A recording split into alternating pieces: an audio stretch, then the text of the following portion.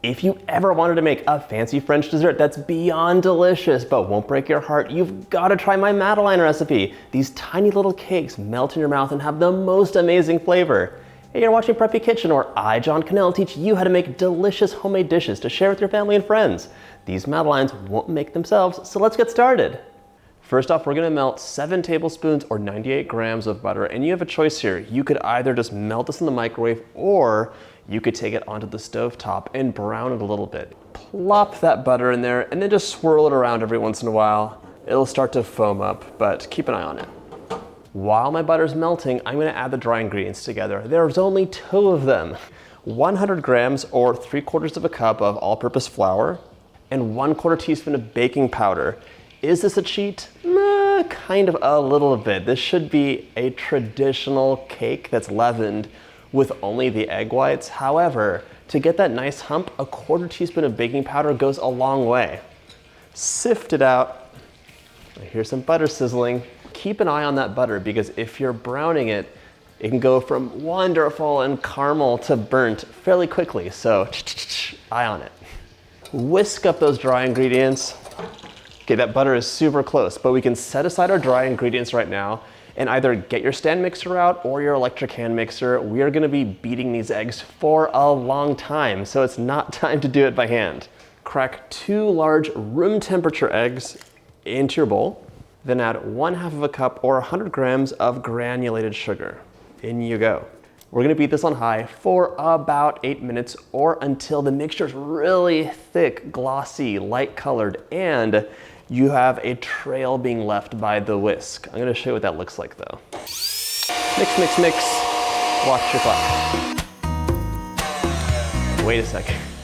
If you're browning your butter, I just wanted to mention really quickly that a lot of the butter, or some of the butter, is gonna cook off because there's water in there, there's milk solids, it's not pure fat. So go ahead and add in like a 1/2 tablespoon of butter after it's cooked down. It'll bring you closer to the original 7 tablespoons. Mix that in there, and then back to mixing you go. It's not there yet. It's lighter in color, it's glossy, but it still needs to thicken up a bit. Has a couple minutes left. Okay, aren't you glad you didn't do that by hand? Can you imagine? What? As you might well be aware, this is a Genoise cake that we're making. It's an Italian style dessert where you have egg whites and egg yolks whipped until there's a lot of air bubbles in them, which you might see here. This is leaving a trail. When I move the whisk around, it's ready. So I'm gonna fold in the dry ingredients right now. Gently, gently, gently. We do not wanna disturb those bubbles. So we wanna retain as many as possible while still having a nice homogeneous mixture. Madeleines are a delicious treat, and they're not as finicky as macaron, but a Madeleine is gonna be really light, melt in your mouth, and just quite delicate, not like a pound cake. Continue folding until it is nice and mixed.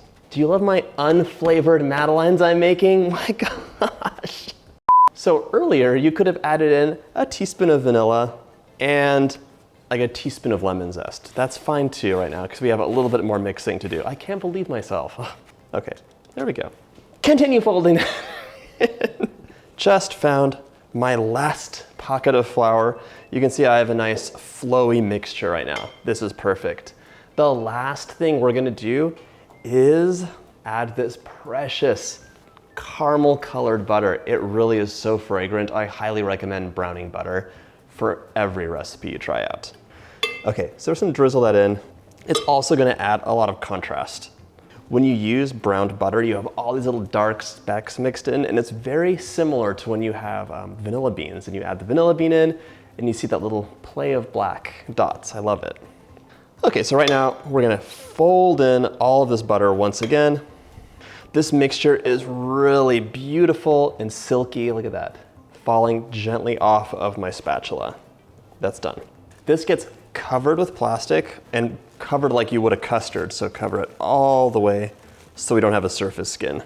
We're chilling this for an hour. We want to retain the bubbles, but also shrink them down by making them colder so that when we bake them, they expand and really puff up to make a beautiful, light, airy cookie. You're gonna love this.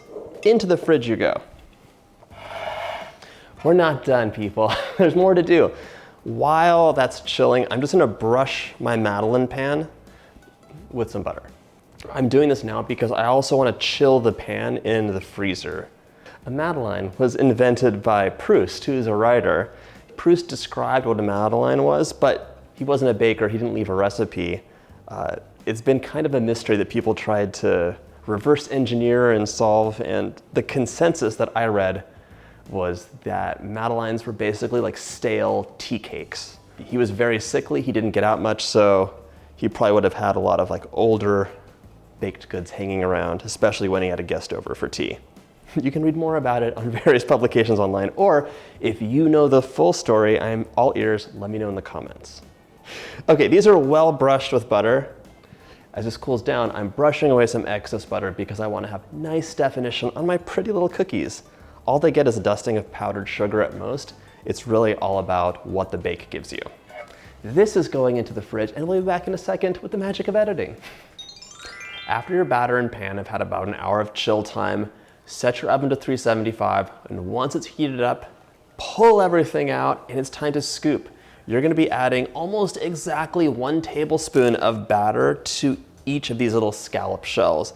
Plop it right in there.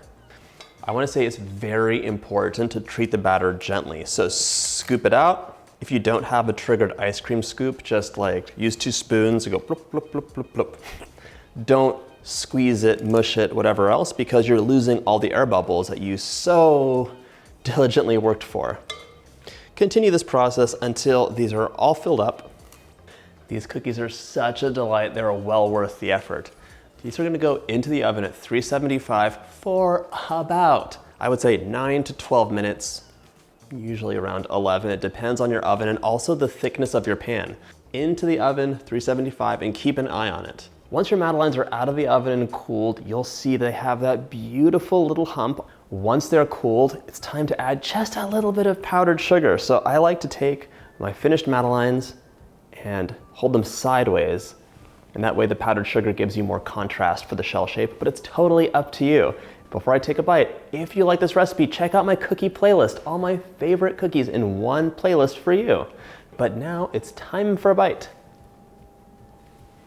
That was delightful. It is so airy and delicate on the inside and melts in your mouth, but then it's crispy on the edge, and that play of browned butter, vanilla, and lemon is amazing. I really hope you get a chance to make this recipe, and if you like my videos, hit that like button and subscribe, and I'll see you in the next cookie video, even though these are cakes. They look like cookies.